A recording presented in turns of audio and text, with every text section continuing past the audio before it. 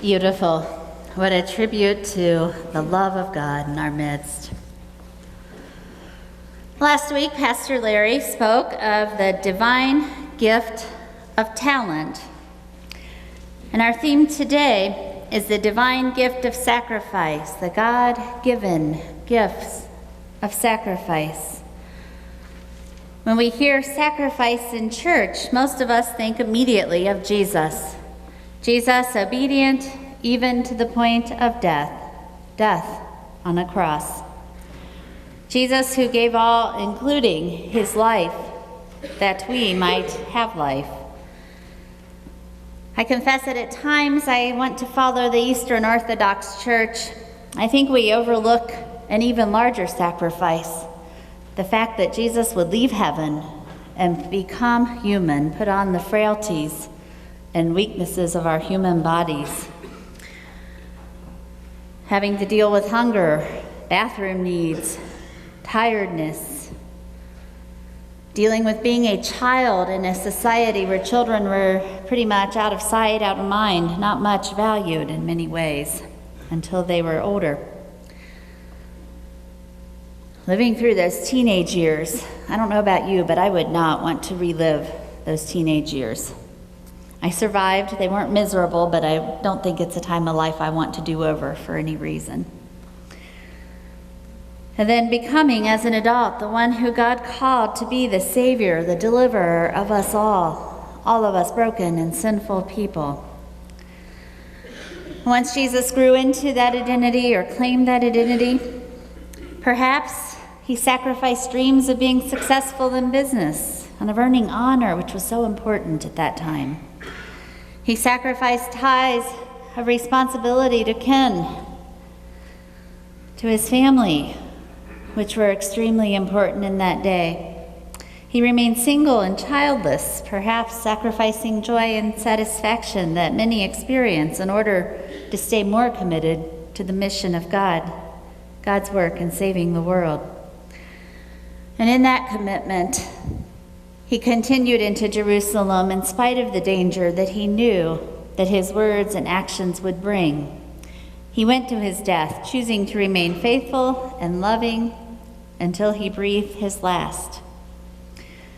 And in some mysterious way, all of these sacrifices that Christ made for us combined to save us from the tyranny of sin and death and free us to live as the children of God now and forever. Jesus showed that to love God, love others, serve the world, and change lives is the way in which we are called to live. A sacrifice is a gift, as I said, with the children that puts others' well-being above our own. Heard a story a while back about a little girl. She was 2, and she had a very serious blood disorder. She was very critically ill. Her brother, who was 5 at the time, had actually lived through this disease, which was unusual. And his body had developed antibodies, which the little sister needed to recover. So doctor sat down and tried to explain to a 5-year-old how this would work, that if he were to give some of his blood, it could help his sister. And then he asked if the little boy would be willing to do that. And the little boy hesitated, took a deep breath, and said, "Yes, I'll do it if it will save Liz." Over the time it took for the blood transfusion, he smiled as those watching noticed that as his sister received the blood that had come from him, that quickly she began to regain some color and to look a little stronger and healthier. Then he looked up at the doctor and asked in rather a shaky voice, "Will I start to die right away?" That's the spirit of sacrifice, putting another's good above our own. We know that that little boy did not die from giving blood, but in his 5-year-old understanding, he thought that he was giving his whole life for his sister. He did not hold anything back in his efforts to save her life. We hear today about a widow who did not hold anything back, putting all that she had in the offering plate. Bible scholarship suggests there are two ways to look at Jesus' notice of this widow. More recent scholarship suggests that Jesus is lifting up her sacrifice and somewhat condemnation of the system that called for someone who had so little to put in all that she had, while others only put in a portion. Because the temple and the political leadership in that day had gotten fairly mixed up together, and they had imposed more and more laws and rules upon the sacrificial system, which was laid out in the Old Testament. And they often were the ones benefiting and making profit from selling just the right kind of coin or just the right kind of animal for that particular sacrifice. And if we remember the first 5 books, which they would have considered the books of the law, over and over, concern for the stranger in the midst, concern for the widows and orphans, as listed as obeying the law. So for Jesus to call attention to the sacrifice of the widow suggests that he may be judging a system that calls for her to put in all that she lived on to make others richer. The ones that the scriptures repeatedly teach God's people to look out for and to help are the ones bearing the burden of the system. So Jesus calls us in this season, when we consider our stewardship, not just to consider our own giving, to examine ourselves, but also to examine how our systems work. The other understanding of this episode is the more traditional, probably more familiar one. We see that the widow was trusting God, was obeying God, and giving all that she had, trusting that God would continue to take care of her. Her trust contrasts with those who had plenty and gave only a portion. Maybe they gave according to the law, but not according to their hearts. They held much back and gave a portion. The widow had little, but gave it all without holding anything back. Jesus perhaps is asking us to consider what it is that we hold back from God.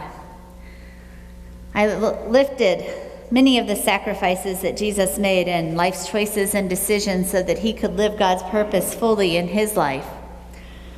Are there areas of our life that we are holding back, that we're not turning over to God? Things that we hold back. Maybe it is in how we figure our offerings. I've been involved in some long, intense discussions around, do we tithe on the pre-tax amount or the after-tax amount? Do we tithe on all of our income or only our paycheck? What proportion do we give? The average mainline Christian in the United States gives 2 to 2.5% of their income. Do we only give when we're present, or do we give from every paycheck? It took the Consecration Sunday program to help me consider inviting God into how I gave. As a young teacher living for the first time of my own, I intended to put offerings in the plate when I had cash to do so. As I became a member of that church, then I was asked to pledge, so I began writing checks on a somewhat more frequent basis. Grew in that a little over the years. I never did manage to get every week an offering there. I still don't. Deb Guthrie will tell you I catch up on occasion.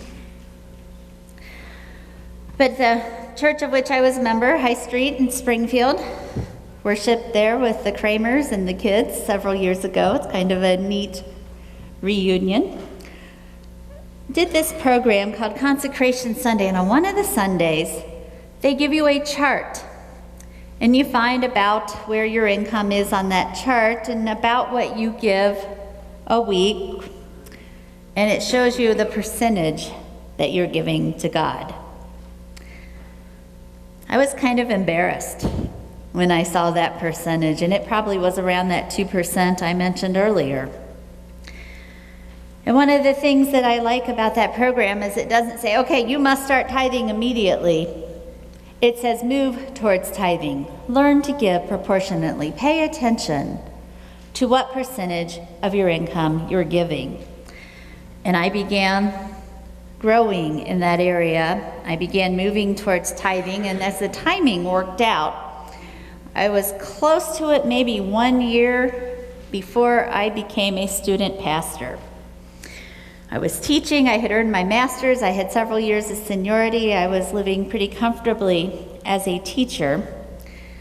I was learning to tithe, and then I took a student church and went back to school full time. I was making about a third in income of what I had been making previously, and I gotta tell you that this tithe checks looked huge when it came time to try to balance my budget and live in a lot more tighter way than I had been previously, even though I was blessed enough to be in a parsonage with many bills paid. Some weeks I stuck to it out of faith and obedience and trust in God, and other weeks I stuck to it because, you know what, I was the pastor, and how could I call others to tithe if I didn't do it? But I did stick to it, and I was blessed. I was blessed to be able to give to special offerings at other times. I was one of few I know that was blessed to get out of seminary without a fairly large debt load. I had very little debt. I owed that bank of mom and dad some. But other than that, through some church's support, through the Ministerial Education Fund, from student day offerings, through some grants from school, I was able to graduate without significant debt, and I find a great joy in giving.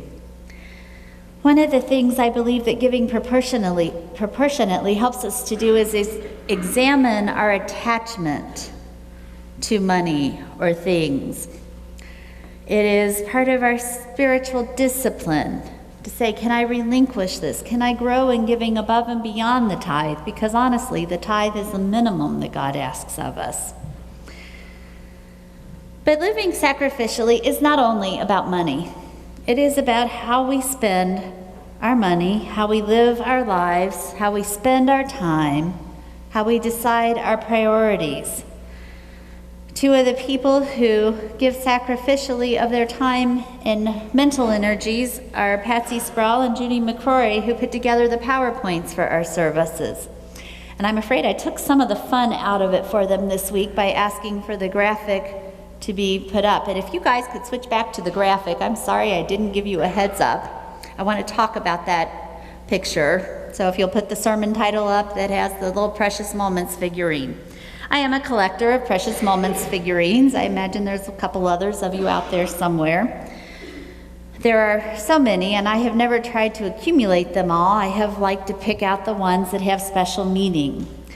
This little guy was introduced as I was moving towards ordination, that time when the church celebrates that, yes, they have seen gifts for ministry in you, and yes, they are sending you forth in authority to serve Christ. Well, I hope you can read that it says offering on there. This little guy, when the time came for the offering, put his whole self in that offering plate. And much to my regret, they've never come out with a girl. So I had to settle for the boy, standing for what I hope my life reflects, a wholehearted commitment to Christ. And the title of this figure is Only One Life to Offer. And it is a joy to offer my financial gifts. It's a joy to offer my talents and spiritual gifts and my time and energy to serving Christ. I get so much more than I give from doing so. God calls us throughout our lives to live and to give sacrificially. I like Romans 12:1-2, when I see this figurine and when I think about how it is that we are to live. Paul writes, I appeal to you, therefore, brothers and sisters, by the mercies of God, to present your bodies as a living sacrifice, holy and acceptable to God, which is your spiritual worship. Do not be conformed to this world, but be transformed by the renewing of your minds, so that you may discern what is the will of God, what is good and acceptable and perfect. Can we put ourselves wholeheartedly in the offering plate to live God's will? Do we consider God's will as we make decisions around our money? Do we examine God's will in how we will spend our time or how we will spend our energies? Are we willing to be living and holy sacrifices to God in all parts of our lives? Sacrificing, surrendering our I-ness, and allowing God to form us into who God created us to be. I hope that you will be spending time in prayer this week as you are called to pledge next week. I hope you are continuing your daily devotional booklet, and it's not too late to start if you haven't so far. I pray that you may find the joy that I have found by putting that whole self into the offering plate, and that next week and each Sunday may be a renewal of that we may live more fully and joyfully by loving God, loving others, serving the world, and changing lives. May it be so.